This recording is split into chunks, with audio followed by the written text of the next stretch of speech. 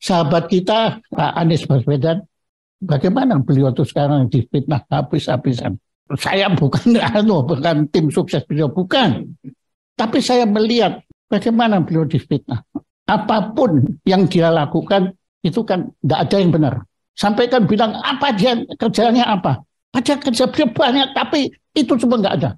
Dan yang paling hebat itu apa? Banjir itu dianggap adalah kesalahan Anies. Sampai banjir di New York pun itu salahnya Anies. Ya karena beliau pada posisi harus bersalah.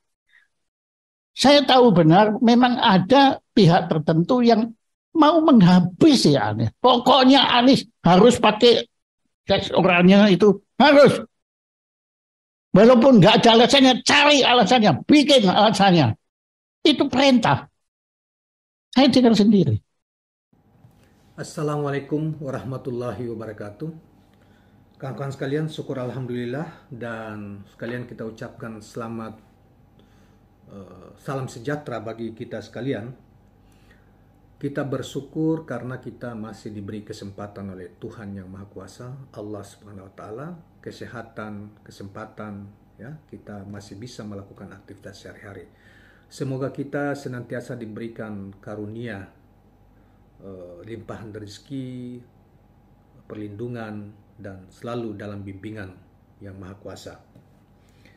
Kawan-kawan sekalian, kali ini kita akan mengulas tentang sosok mantan Gubernur DKI Anies Rashid Baswedan yang begitu banyak. Dan sekarang ini sebelum kita lanjut, saya perlu kita tegaskan bahwa Anies Rashid Baswedan saat ini telah menjadi bakal capres ya, atau capres dari Partai Nasdem yang sudah diumumkan pada bulan November tahun lalu 2022, dan kita juga telah mengikuti langkah-langkah konsolidasinya beberapa waktu lalu sampai di akhir tahun yang lalu, misalnya ke Sumatera Utara, ke Aceh, ke Riau, ke Padang, Sumatera Barat, kemudian di Jawa Barat, di Jawa Tengah, di Yogyakarta, dan di Sulawesi Tengah, Sulawesi Selatan, dan kita melihat begitu banyak antusias rakyat menyambut yang bersangkutan sebagai capres tentunya.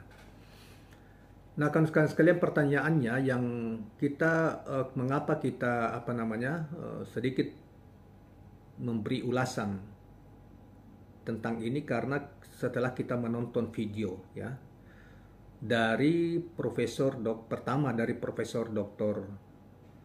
Hamam Hamid ya, seorang guru besar ahli sosiologi dari Universitas Syakwala Banda Aceh ya, di portal yang diwawancara Polta, kalau tidak salah Serambi News salah, yang bermula dari pertanyaan mengapa Anies ya begitu dikhawatirkan, tanda kutip, tapi menurut istilah beliau bukan ditakuti, tetapi begitu tidak disukai ya, boleh dikata seperti itu, oleh kelompok-kelompok tertentu, terutama rejim dan kelompok yang kalah dalam pilkada 2017 yang lalu, sehingga hampir seluruh langkahnya itu di stigma sedemikian rupa, dan setiap langkahnya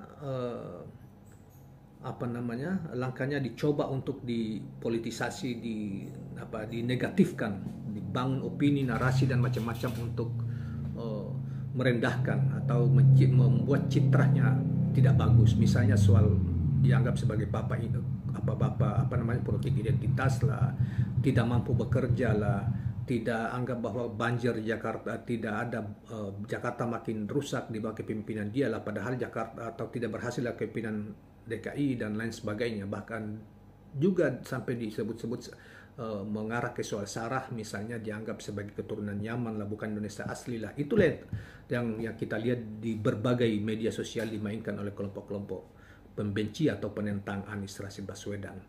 Bahkan ada lagi, kita nanti tampilkan videonya saudara sekalian, dari pernyataan dari Profesor Dr. Honoris Causa dari siapa namanya, Jaya Suprana, yang justru pernyataannya mengatakan bahwa Anies ini banyak telah berbuat, tetapi dibangun opini bahwa dia tidak berbuat apa-apa untuk DKI. Kemudian dibilang banjir pun dia disalahkan, sampai banjir di New York, sampai di Amerika pun dia yang disalahkan.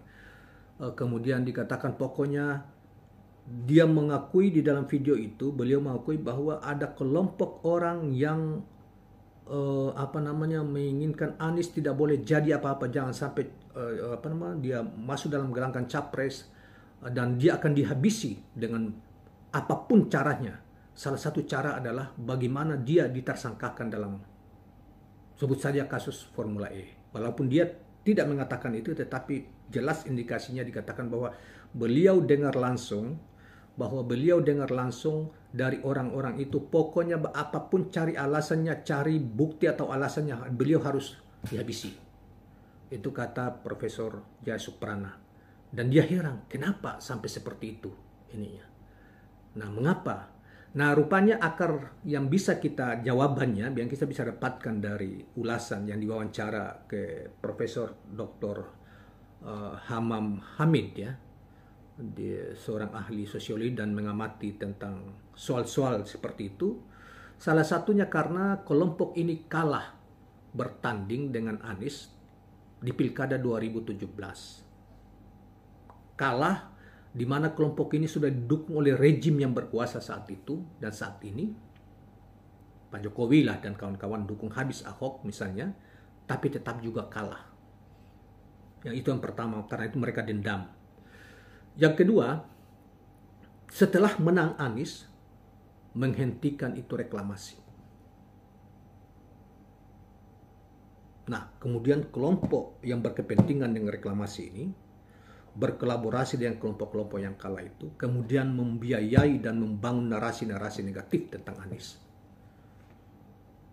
Dan ketika itu mereka mencoba menganggap bahwa itu ya tidak dianggaplah Anies waktu itu, karena memang dari survei waktu itu di DKI itu sangat rendah awalnya, yang kemudian dia melejit terus, naik terus dan kalah. Dan hampir seluruh lembaga survei di bawah kontrol mereka yang berbayar itu mengatakan Ahok yang menang. Ahok pasti menang, Ahok pasti menang. Tetapi ternyata kalah. Kalahnya pun kalah bukan 1-2%. Telak kalahnya, saudara sekalian. Nah, itu yang membuat sakit hati mereka hingga hari ini. Walaupun Anies telah memperlihatkan merubah Jakarta begitu bagus, banyak membuat Jakarta begitu maju, banyak rakyat kecil diperhatikan. Dulu yang digusur rakyat kecil, yang perumahan rakyat kecil digusur, dibangun kembali dan mendapat simpati luar biasa masyarakat. Seluruh di masa kepemimpinan banyak dipuji orang tentang Jakarta. Dari berbagai seluruh, bahkan dunia internasional memberi penghargaan bertubi-tubi. Di dalam negara pun memberi penghargaan, mulai dari KPK sampai kepada dari Kemendagri, bahkan lembaga-lembaga yang lain. Memberi penghargaan. Tetapi tetap juga tidak diakui keberhasilannya oleh kelompok-kelompok ini. Nah, karena itu kita bisa itu yang mereka menang enteng awalnya, tapi ternyata dia menangkan itu, dan itu dikatakan oleh Profesor Hamam itu. Kemudian yang kedua, Anies ini tidak mudah, ya, tidak mudah diatur gitu ya, tidak mudah diatur, tidak mudah disogok, disuap misalnya, khususnya dalam kaitan program-program yang menurut Anies itu tidak memihak pada rakyat DKI, tetapi memihak oligarki. Itulah yang mereka dendam, kemudian membuat narasi-narasi untuk membangun citra negatif terhadap Anies, dan mereka tidak mengakui. Yaitu tadi seperti dikatakan oleh Pak Profesor Jaya Suprana, nanti kita lihatkan videonya, tampilkan videonya dalam video kita kali ini. Dikatakan banjir di New York pun dianggap itu kesalahan Anies. Bahkan apa yang telah banyak dibuat oleh Anies DKI menurut Profesor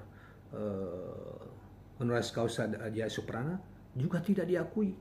bahkan diancam, bahkan dicari celah-celahnya kesalahannya, mau dihancurkan, apapun caranya. Dan menurut beliau dia dengar langsung dari kelompok itu. Tapi kita menduga karena indikasi soal-soal ini kita sudah dengarkan sebelumnya. Pokoknya jangan Anies. Anies sebentar lagi ditangkap. Itu kan dibocorkan dari tahun kemarin oleh Andi Arief, oleh Pak SBY, ya, Partai Demokrat, oleh majalah Tempo, dan itu sudah ramai. Dan kita sudah duga siapa yang dimaksud.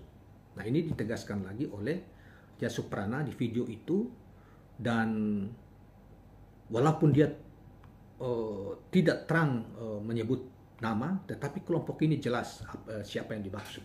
Kita bisa menerka gitu. Nah, saudara sekalian, oleh karena itu hingga hari-hari ini, upaya-upaya untuk menjegal Anies untuk tidak maju di dalam gelanggang Pilpres yang akan datang 2020, ikut serta di dalam Pilpres 2024, itu masih dilakukan. Ketika Nasdem mencapreskan Anies, mengumumkan pencapresan Anies,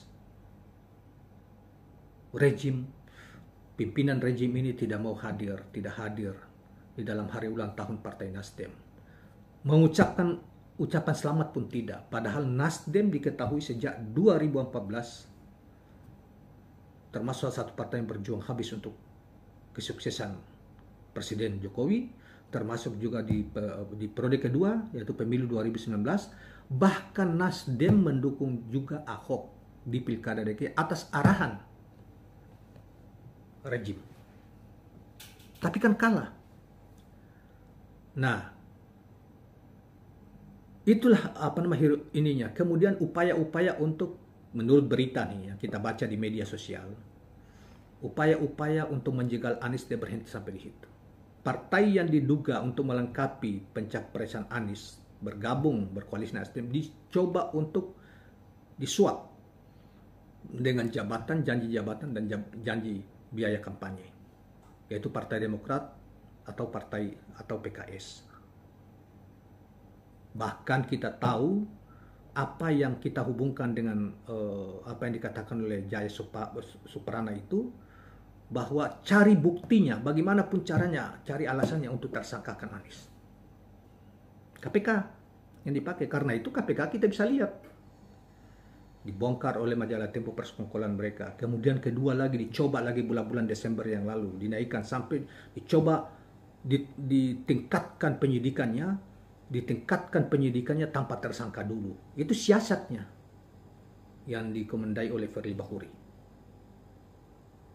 Walaupun demikian, saudara sekalian, juga kita dapat informasi ada kelompok penyidik yang tidak sependapat dengan apa yang dilakukan oleh Firly Bahuri dan kawan-kawan itu, sebagian pimpinan KPK itu. Nah, jadi lembaga hukum pun dipakai untuk bagaimana caranya untuk menghabisi Anies. Dan tidak berhenti, saudara sekalian, dari, kalau kita cermati dari pernyataan dari Profesor Jaya Suprana maupun analis dari Profesor Hamid dari Banda Aceh itu. Nah, inilah rentetannya awal mula. Kebencian disebarkan, ketidaksukaan disebarkan, prestasi dinihilkan, dibuat secara masif di media.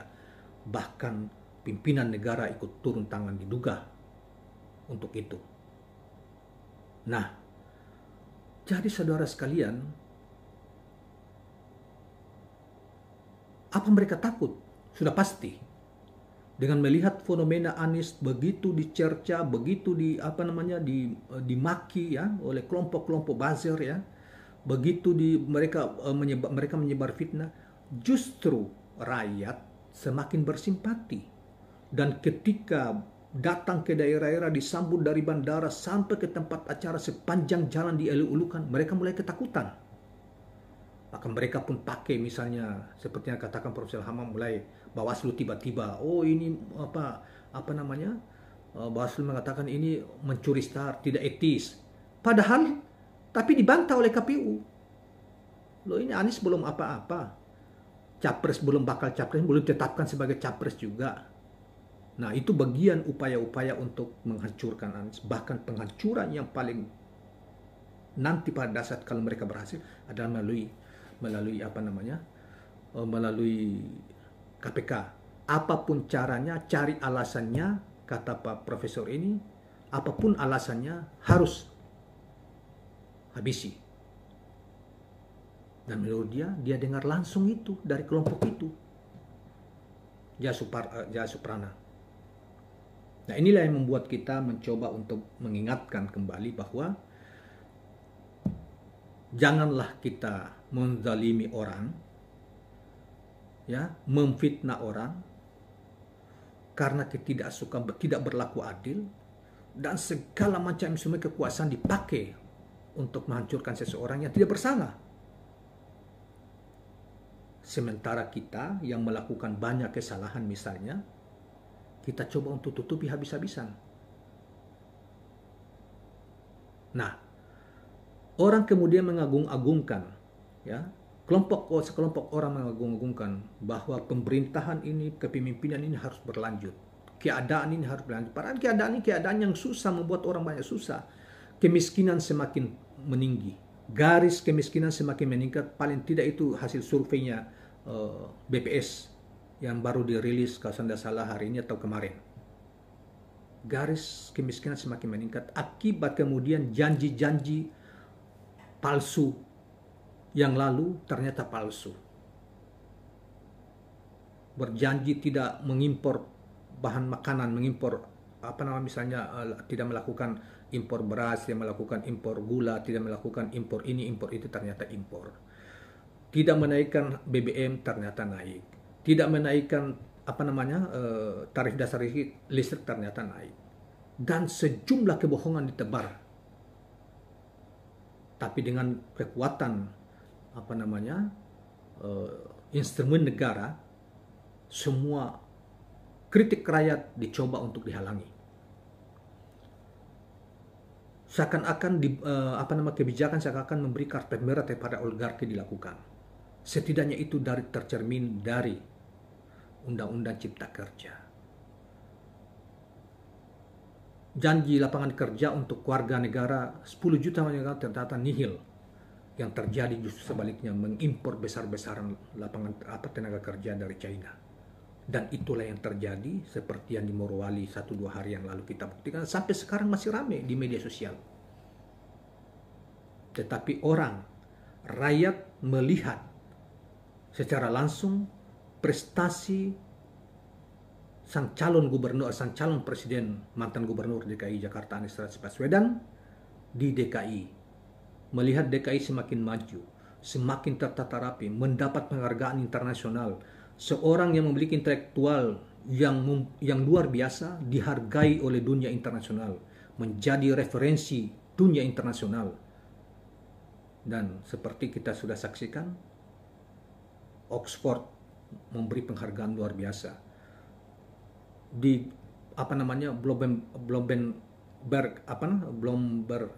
Bloomberg misalnya mengundangnya sebagai referensi mereka. Dan itu tidak pernah dilakukan oleh gubernur-gubernur yang lain atau pemimpin-pemimpin yang lain. Termasuk pemimpin berkelas menteri. Di Bali G7 kemarin. Jauh sebelum itu sudah berkeliling dan menjadi narasumber-narasumber karena memiliki intelektual yang sangat tinggi, kemudian memiliki yang bersangkutan memiliki komunikasi yang sangat bagus, pribadi yang santun, kerja terukur dan kerja tepat, janjinya ditunaikan, kebijakannya menyentuh rakyat banyak, tidak menyengsarakan rakyat, dan lain sebagainya. Itu disaksikan oleh rakyat. Di zaman media seperti zaman media perkembangan teknologi media seperti ini, tidak bisa kita bohongi. Nah, karena itu saudara sekalian, saya kira mengapa Anies begitu seakan-akan ditakuti, sehingga seluruh langkahnya berupaya untuk menghambat, menghancurkan citranya. Langkah-langkah kelompok-kelompok ini nih, tapi rakyat memberi respon kedatangannya. Di mana-mana selalu disambut luar biasa karena mereka melihat dan mereka tidak mau dibohongi melihat secara langsung tentang prestasi yang bersangkutan dan mendengarkan melalui media sosial maupun media elektronik, media cetak dan sebagainya tentang apa namanya rekor apa namanya kapasitas prestasi yang diukir yang bersangkutan baik di dalam negeri terutama ketika memimpin DKI gubernur DKI sebagai gubernur DKI 5 tahun dan kemudian punya prestasi dihargai dunia dan sekali lagi dunia mengapresiasi yang bersangkutan, penghargaan mengalir dari mereka dan juga dari dalam negeri. Penghargaan itu silih berganti diberikan kepadanya ketika memimpin DKI. Dan tidak sampai di situ, penghargaan itu muncul lagi setelah tidak menjadi gubernur DKI. Yaitu tadi setidaknya menjadi pembicara-pembicara, diundang sebagai pembicara-pembicara intelektual internasional di Singapura, di Inggris, di Jerman, di Turki dan lain sebagainya. Bahkan sebelumnya di Amerika Serikat. Di perkumpulan negara-negara G7 di Bali. Jadi rakyat tidak bisa dibohongi. Sekarang terungkap, para intelektual mereka prihatin dengan kondisi ini dan mereka bicara untuk memberi support kepada yang bersangkutan dan mulai mereka tidak sependapat dengan cara-cara kelompok-kelompok itu mencoba untuk menghancurkan seseorang padahal orang itu tidak bersalah. Kelompok ini adalah kelompok penjahat terhadap negeri ini dan ini harus dilawan oleh kekuatan rakyat pada pemilu 2024 yang akan datang. Keadaan seperti ini tidak boleh berlanjut. Sekali lagi, keadaan seperti ini tidak boleh berlanjut dan kita memerlukan perubahan. Pemimpinnya siapa? Anda sudah tahu semua.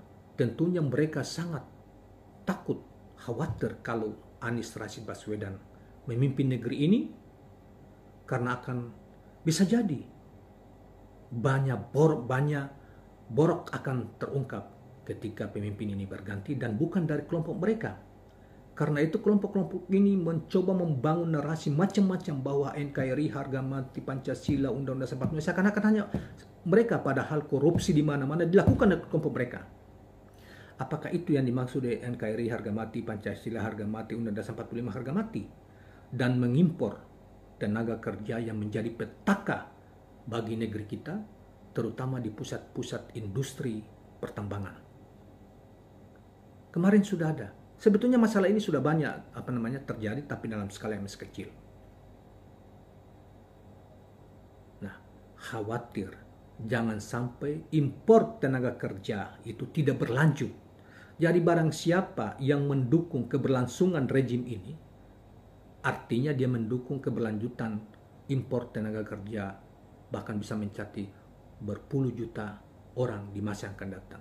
Karena itu tidak boleh keberlanjutan rejim ini, maksudnya di pemilu 2024 yang akan datang, tidak boleh memilih atau mendukung siapapun capres yang didukung oleh rejim ini. Nah, kawan-kawan sekalian, itulah komentar kita tentang mengapa kita sambung dari apa yang disampaikan oleh Profesor Hamam